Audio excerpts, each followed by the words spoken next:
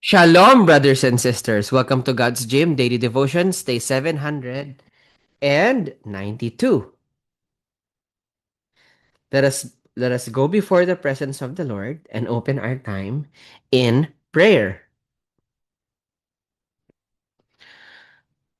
Heavenly Father, we come before you with hearts that are sometimes heavy and spirits that are often weary. Open our minds to your word today. Help us to see beyond our temporary circumstances and find the deep, abiding comfort that only your presence provides. May your Holy Spirit guide our thoughts as we reflect on the promise of the morning. In Jesus' name we pray. Amen. Comfort in Morning. That's the title of today's devotion, and today's focus verse will be on Matthew chapter 5 verse 4, which reads, "Blessed are those who mourn, for they shall be comforted." In the modern world, mourning is often viewed as something to be rushed, hidden, or fixed as quickly as possible, like that. We live in a culture that prioritizes happiness and comfort, often making us feel like sadness is a sign of failure or lack of faith. However, in the upside down kingdom of God, Jesus turns his perspective on its head. To mourn in this context is not just about the pain of losing a loved one, although that is certainly included. It refers to a deep, profound sorrow over the brokenness of the world. The pain caused by sin, injustice, and distance between the way things are and the way God intended them to be. It is the heart that breaks for the things that break the heart of God.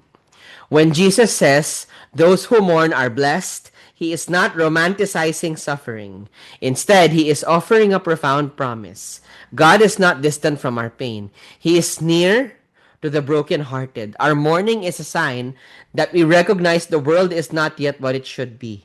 And in that holy discontent, we find ourselves in the perfect position to receive the comfort of the Holy Spirit. True comfort does not always mean the removal of the trial.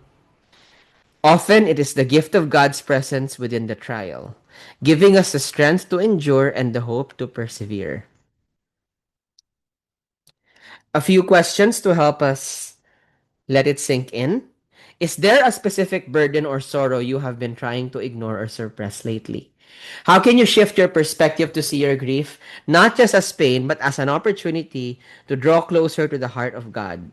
In what ways have you experienced God's comfort in the past, and how can you lean on that memory during current struggles? How can you be a source of divine comfort for someone else who is currently mourning?